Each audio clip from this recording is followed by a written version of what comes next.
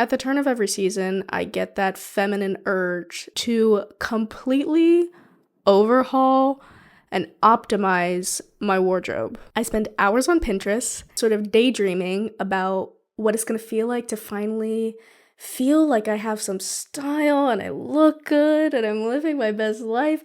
And then reality hits, and I realize I chose outfits that are completely impractical for my lifestyle, my body type, and the cheapest thing that I have pinned is like $300. But that all changes this year because I have been teaching myself how to sew clothing. And so I'm going to take you along my little journey of sewing my own spring wardrobe. Oh, it's fine.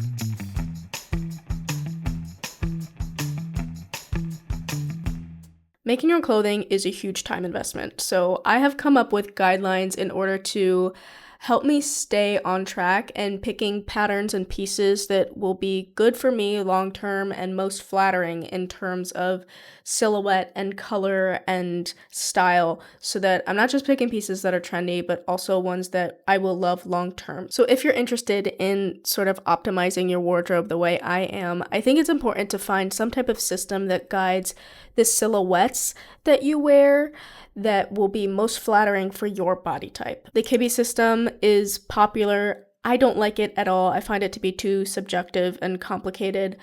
I love ELLIE Jean's body matrix system. I have found it to be incredibly practical and far more simple. So I will have a video of hers linked below if you want to find what your body matrix type would be.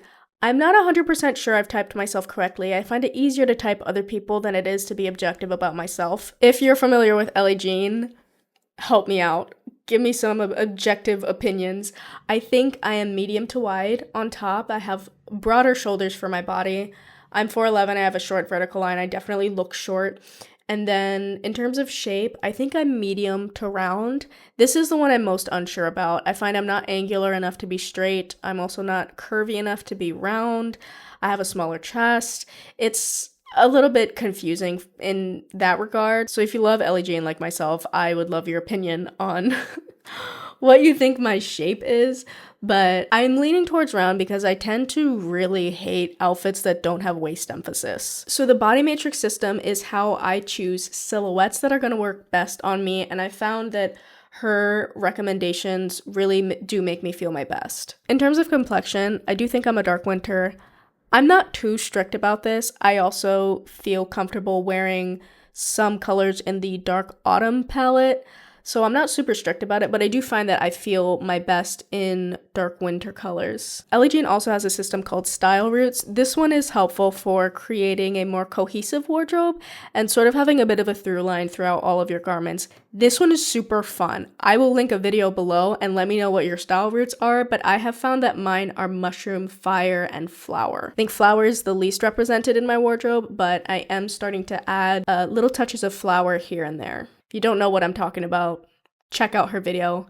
I think for people like me who like to be more systematic about the things that you wear, it's a super fun one. And then you can see I just have some inspo photos of dresses and tops that I really like. So that's the general overview for how I'm optimizing my wardrobe. Now let's get into project number 1. Project number 1 is the graduation dress by my arter. You can buy it on Etsy for $8 or something like that, and she has a super in-depth video tutorial. This was the first garment of clothing I ever successfully made, and it came together in a few hours, and it was such a confidence boost for me. I ended up making tons of variations. I found this pattern through my favorite YouTuber of all time. Her name is Kate Makes. I have written out how this dress will tie back to my style roots just to make sure I am keeping my wardrobe cohesive. I've also written out how it complements my body matrix type, and then I have some inspo photos. And then the only note I have for this pattern is it does need to be shortened quite a bit because I'm short, and ELLIE Jean's recommendations for people who have a short vertical line is that your longest length should still hit above your ankle. So I'm gonna make sure it hits right above my ankle. And now that you've been debriefed, let's get into the first project.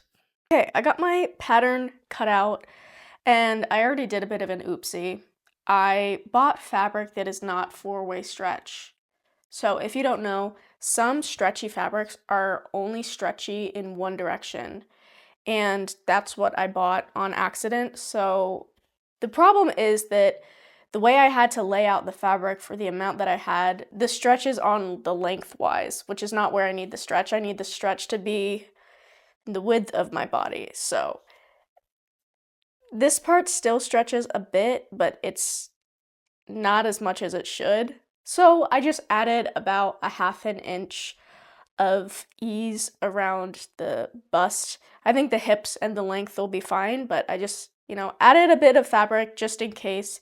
If I went too wide, I can always bring it back in, but better safe than sorry. A lot of beginner-friendly patterns are with stretch fabric, and that's because you don't need to add a zipper, which can be a little bit complicated. I've only successfully done it a couple of times. It's not that bad, but stretch fabric is easier in that regard. However, it can be a little bit temperamental. And when I first started, I found that I had a lot of machine malfunctions.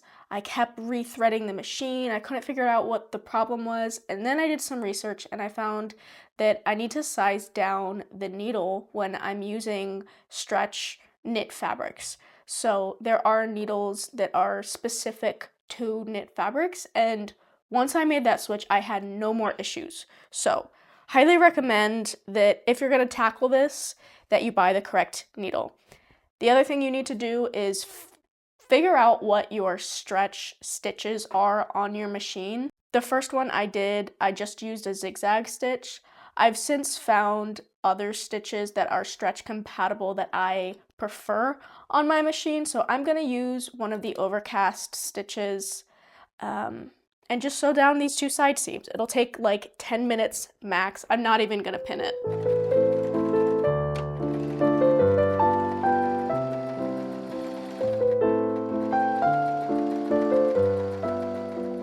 Quick check-in, this is where we're at. I finished the side seams and it is too baggy. I do need to take it in slightly along the side seams, but I'll quickly do that off camera. It's really not that big of a deal. It's only been about 45 minutes since I started cutting the fabric, so this one really does come together super, super quickly. All that's left now is to add bias binding along all the edges to give it the straps and finish off the raw edges. We will do that tomorrow though, because the sun's starting to fade, and I really hate using artificial lighting. I feel like it just ruins the vibe.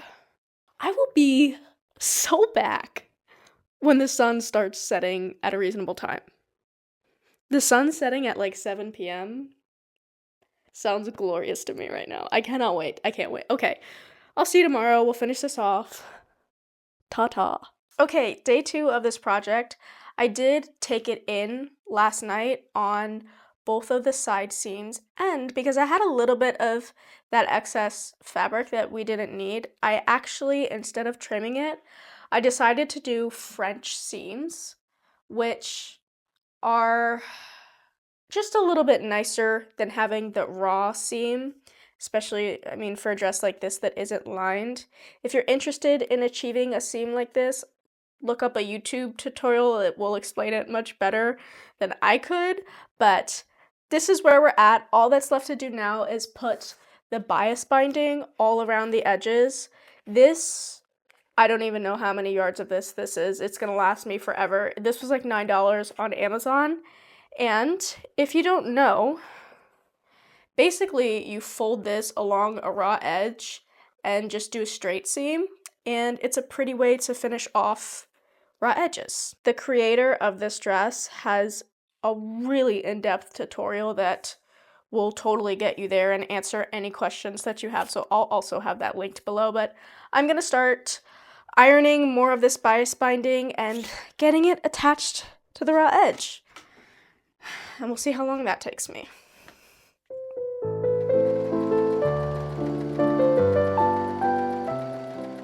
Okay, just checking in real quick to show you that the binding is done. I finished the straps and everything. All that's left to do now is to go in with a needle and hide some of these threads by hand because it looks pretty messy right now, but that's an easy fix. So I'm gonna do that real quick and then pop it on to show you what it looks like, because this one's cute. This one's very cute. The dress we just finished together, which I actually finished months ago, has actually been damaged, which is just tragic. However, I've made this pattern a couple times, so I want to show you my two favorites just so that you can see how it ends up looking and maybe give you some inspiration. So just pretend that this one is blue.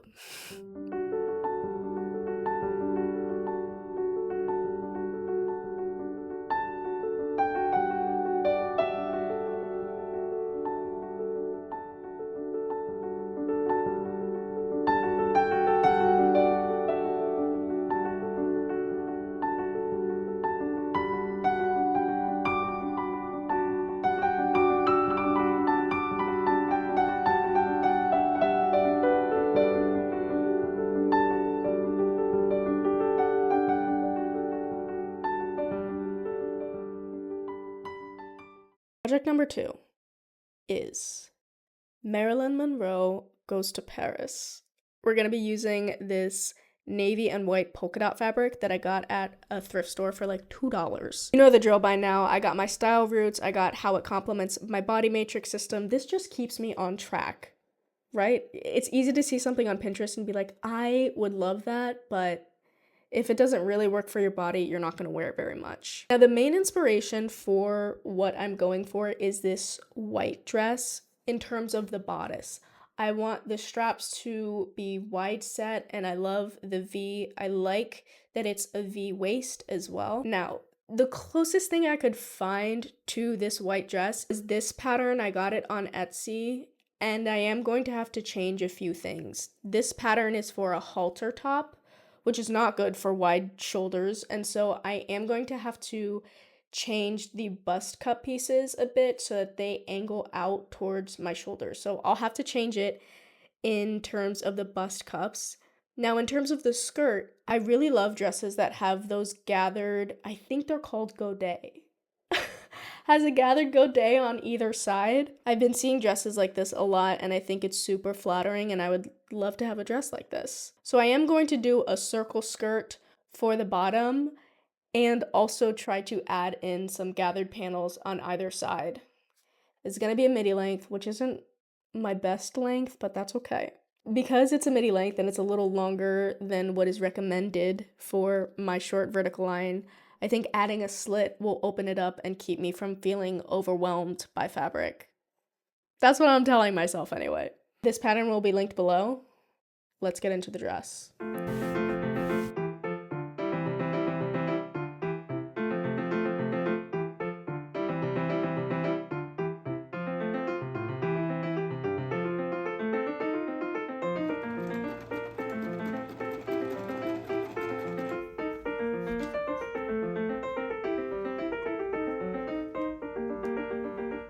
If you can hear munchin', it's because Theo's got his prized possession, which is a hunk of bark, and it's all over the apartment, but he's chewing on that. I cut out the skirt, so I have the front and the back panel cut out, ready to go. I have about a yard and a half of fabric left over, and I'm gonna just use that to gather up 2 panels for either side to do some type of godet situation. I don't know if that's the correct term, but I don't know what else to call them, so feel free to correct me in the comments below. But to refresh your memory, this is the style we're going for. I want gather, flat, flat. So I'm going to get 2 equal panels. I am going to run a basting stitch across the top, gather them, and just fit them in that way. I might be oversimplifying this, and maybe a dress like this requires more thoughtful construction. We'll find out, but that's how I'm thinking I can tackle this in the easiest way. So, was that a sentence? Let's get started. Okay, another check-in. I got most of the skirt attached to the bodice. Because we're adding like 5 inches of fabric, there's a little excess on the back skirt that I just need to trim off. I didn't feel like measuring, so what I did was I just prioritized the placement of these godets, and then pinned that in place, and I just started from the points, the beginning of the goatee, and then I worked my way back so that I didn't have to be as precise about trimming this beforehand. Does that make sense? Okay. I have to do the same thing for the front skirt because the front skirt's going to be a bit wide for this opening. So I'm just going to pin it on there, start from the point, go this way, point, go this way, and then whatever is left over, I'll trim off. I did leave about 1 centimeter of these godets in the front unsewn so that I could do the seam downward. My hair is getting greasy, I'm hungry, I feel bloated too at the same time. This is normally about the time when I quit a project. It doesn't end up turning out how I wanted it to. I'm like 80% of the way there, and I'm like, it's a waste of time, I'm not gonna finish it. And then I dump it, and it's in a pile, but I filmed this one, so I have to finish it. It's just the wrong fabric for the godets, I think, but it'll be subtle. It'll be fine. It'll be cutesy, summery. Okay, let's do the front skirt. Between now and the last time you saw me, I have sewn the back seam, installed the zipper, and had a full crash out because I ripped the dress. I made several mistakes. The first one being, I didn't sew the entire length of the zipper because I was thinking, I don't want to do this for much longer. This sucks. I hate sewing in the zipper. And also, this dress is a flowy dress. It's not very tight. I don't need the zipper to go that far down. I just need to cover, the top fitted part, and then the bottom part, I'll have enough ease to get in and out. No, I didn't. I pulled it up, did not go past my thighs. And this brings us to our second mistake, which is I forced it. And I got it on, I did. And it was fine. And then when I went to take it off, I ripped it. And I don't know how to fix this because this is it sewn up, and here's the rip. That's where the rip is. It ripped right at the seam. And I don't want to work on this dress anymore. I'm done. I'm pissed off. And I'm gonna finish that. I'm gonna figure out a way to fix that. But it's not gonna be today, and I'm not gonna film it because you've seen enough. I think it's pretty safe to say that I'm not at the point in my sewing journey where I have such bad vocal fry. I need to work on that. It's terrible to listen to. I should not be going rogue on patterns yet. Not that this was a problem specific to the pattern, it was just my impatience. But that dress will be completed. Other than the hole that I need to address. All that's left to do is hem it somehow. Because it's a nightmare, the hem at the moment. And let's cut to a new day when I'm more optimistic.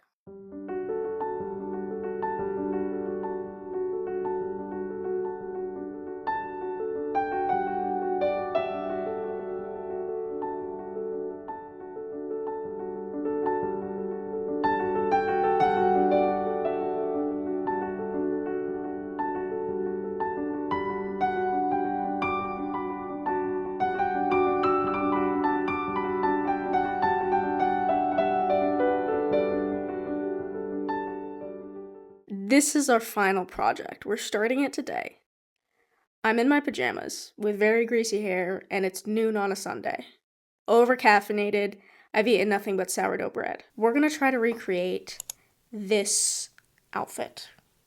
Yeah, really good. I love this outfit. This outfit is perfect. I'm gonna do it as a two-piece because I would love to have a top like that, and having a maxi skirt for spring summer would be also ideal. The top is like almost a peplum shape. It's got a little ruffle on the bottom. It's got defined bust cups, which I love, but are also apparently very difficult to make. It's got tie straps, love. The skirt, maxi, slit, ruffles, very cute, very chic, but also girly and fun. I'm gonna make this in a gauzy eyelet white cotton, which I got on sale months ago for like $5 a yard. I think I have just under 3 yards of this. I want to start with the skirt. The skirt is going to be self-drafted, which I've never done before, so I'm actually kind of nervous about this. But I'm gonna follow a Kate Makes tutorial. She made something that is almost identical. It's so similar to the photo, and I think it's gonna be perfect. And then, depending on how that goes, we'll move on to the top, because the top is gonna be challenging. But since this is self-drafted, I need to take my measurements. I'm linking this tutorial that I'm following. I'm linking it below. She's gonna do a really good job of walking you through how to actually make this happen. I'm not gonna do that. I'm just gonna tell you what my plan is. For the waist measurement, she measures the smallest part of her waist. I don't want it to be that high up. I want it to be a little bit lower, so I'm going with about 25 for the waist measurement instead of 23.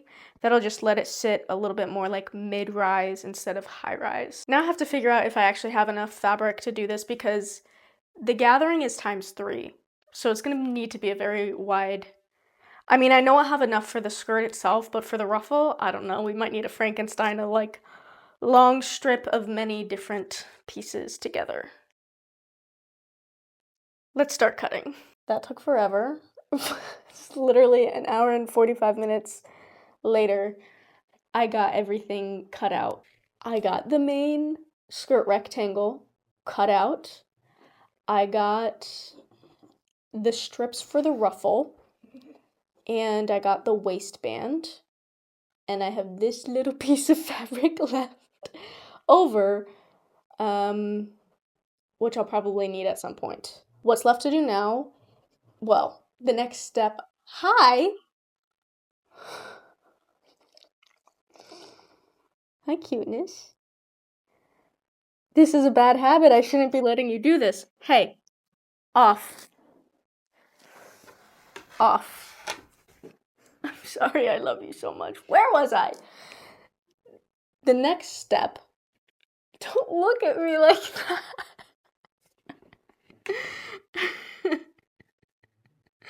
You're so cute. He's matching me today. Did you see his bandana? Are you so sleepy? I love this dog. I love this dog. Okay. The next step is to gather all of these pieces, okay? So basically, I'm going to sew these ruffle strips together so that I get one long rectangle, right? I'll do that with French seams because I can't. Yeah, I'm doing this with French seams. It has to be just one layer fabric because that's what I have. And then I'm gonna do a rolled hem, and then I'll gather it because I feel like that's gonna be the easiest. I should watch her tutorial, but I'm just not in the mood right now. Like, I just feel like I need to start. I'm not in the mood to watch a video, read instructions. Although I have watched that video before, but let's start gathering everything. Longest stitch length.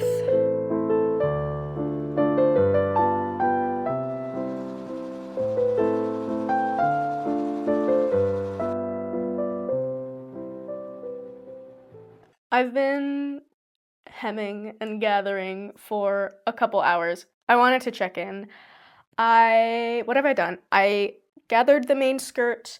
I got the ruffle strip all prepped and ready to go.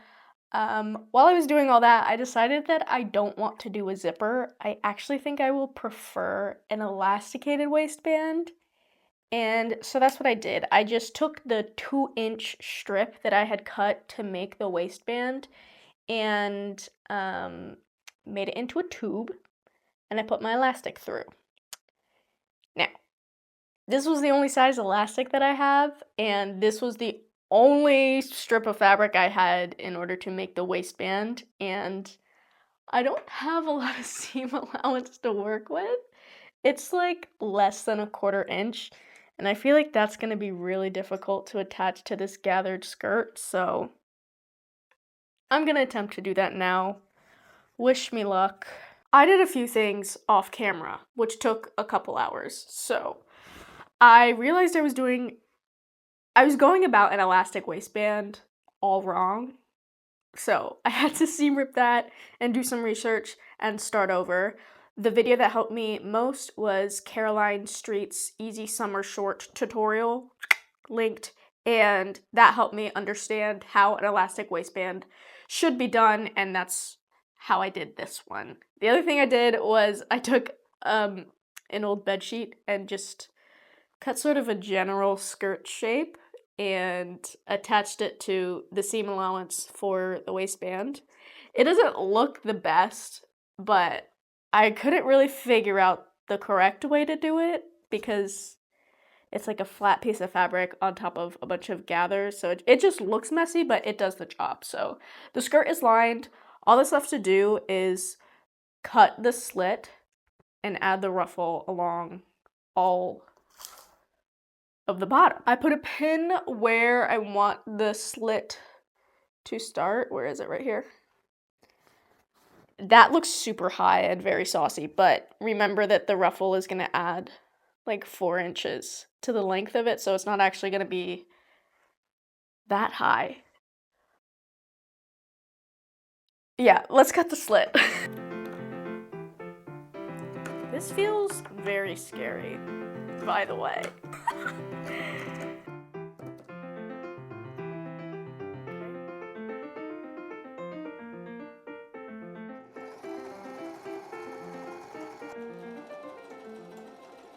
You guys, it's done. Almost. I still have to take out the purple gathering stitches, but I can't find my seam ripper. And I need to shorten the lining because the slit is higher than I planned on it being. I should not have counted the ruffle as coverage because it doesn't cover much, but it's still really cute. Maybe I'll make myself some bloomers to go underneath this, but little sneak peek. Da-da. Da-da. Sorry, I'm delirious. I've been in here all day. It's really cute, and I'm really like motivated to start the top, but I've been ignoring my responsibilities all day, so I'm gonna go wash my hair and, do important things, and I'll start on the top another day, but this is so cute. This is, I think, my favorite piece so far, so I'll see you soon. So I've been chipping away at this top here and there when I have time over the last few weeks. Usually it's been at nighttime when it's not great to film, but I haven't done anything incredibly interesting, really. I got the bodice shell done, just sewing all the pieces together and then top stitching all of the seams. I got the bust cups done, which they do look pretty wonky, and I'm gonna blame that, mostly on the fabric choice, and then the rest of the blame goes to my lack of experience. This fabric is not a great choice for this pattern, which I knew. I've watched maybe 4 sewing vlogs on this particular Rose Cafe Bustier pattern, so I did know that I should choose a more structured fabric, but I wanted to try it anyway, and here I am. I think it'll be okay. I don't know. We'll see when we actually insert those if it looks really, really bad. And then I did the lining as well. Now the main update I have for you is I'm gonna turn this into a lace-up back instead of a zipper because the initial zip I bought for this top was an invisible zipper, which doesn't open at the bottom. And this top needs that because it's so fitted, I wouldn't be able to actually get it on if the bottom didn't open up. So I need to be able to, for both sides to completely separate. Does that make sense? Kind of like a bra, So I went back to the store and I got a separating zipper.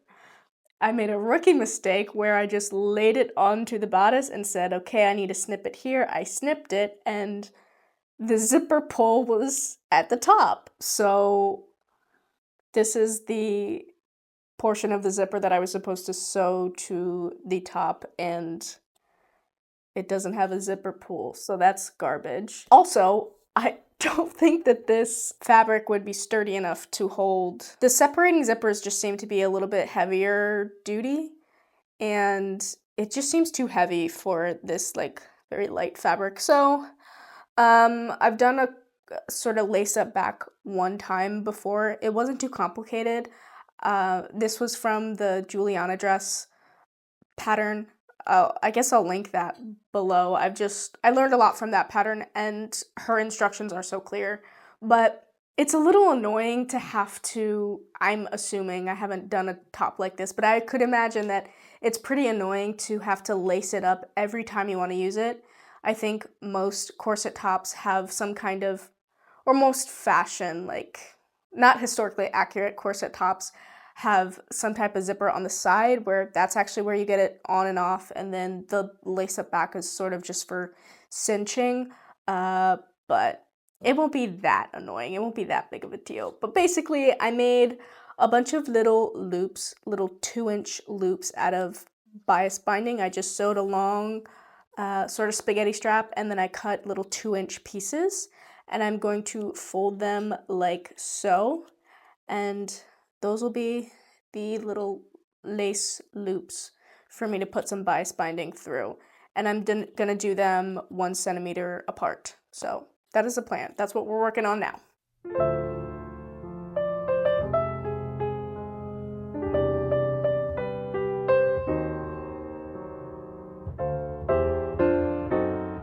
Okay, it's time for the moment I've been so worried about, and that's putting the bust cups in.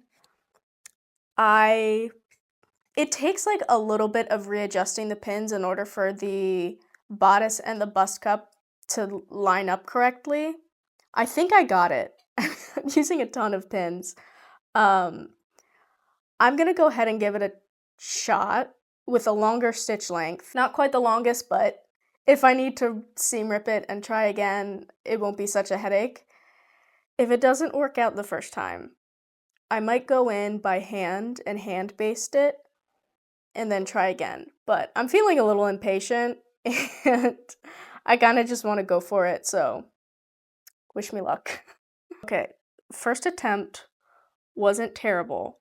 They're in there and it was not as bad as I thought it would be, although I am going to take them out and do it again because the seam here of the bust cup is not really aligned with the seam of the bodice. You can kind of see that. It's sort of angled this way a little bit, and it shouldn't be. And then for this one, the bust cup doesn't perfectly align with this middle part of the bodice. It should be like one sort of straight line here. And it's, a couple millimeters off. So I'm going to seam rip it, hand stitch it, and then try again. But it's not terrible. If you use a lot of pins, it's hard to double check that it's aligned properly with the pin, so that's why I think hand basting it will be better. But yeah, just gonna seam rip and try it again. You can probably tell by how dark it's gotten and how big my zit has grown that it's quite a bit later in the day. I did several attempts at these bust cups. I lost count actually, and I don't think I can do better than this.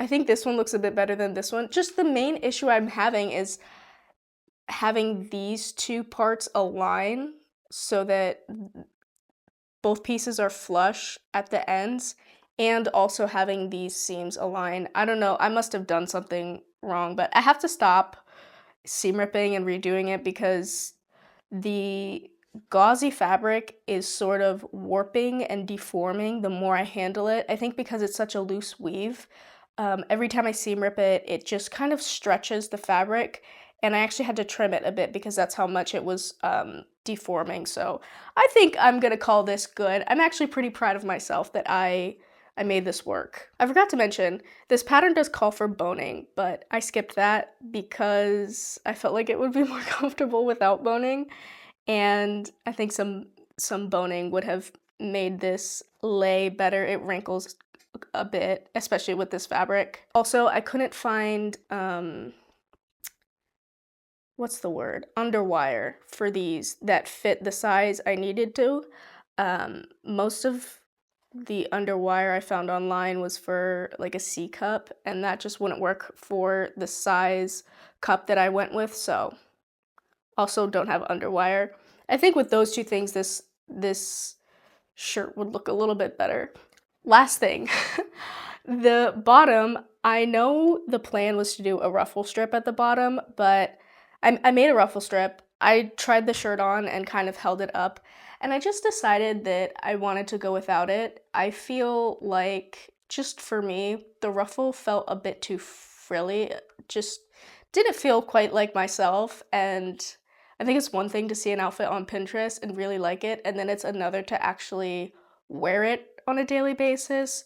So I think I'm gonna go without the ruffle. I can always add it later on, but to finish off the bottom, basically I just, while it was inside out, I sewed to about the middle on either side, so I have this hole where I flipped it inside out, and then I'm just gonna iron it and hand stitch it closed. But this top is basically done.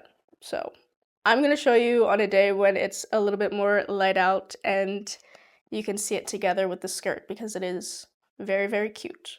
I'm very proud of myself.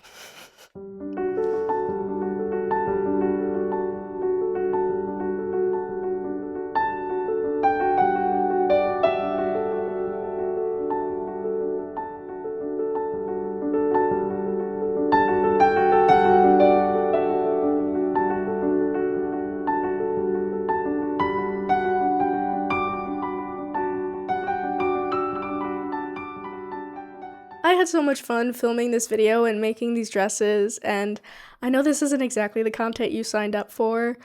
Just know that in the past few weeks, this is really all I've had the mental bandwidth for. Just some lighthearted, craftsy videos, and I'd rather that than leaving you guys hanging for months. But I hope this inspired anybody who's thinking about creating your own clothing. I haven't even been sewing clothing for a year yet, and very quickly you learn enough skills to be pretty confident. Just know that there's a lot of failure along the way, and I have realized that I've learned far more from the total failures that don't even become wearable than the pieces that work out perfectly. So messing up is all part of the process. I hope you enjoyed just hanging out with me and you aren't too upset with me that this is an interior design focused, but we'll get back into it. So yeah, thank you for hanging out with me, and I will see you in my next video.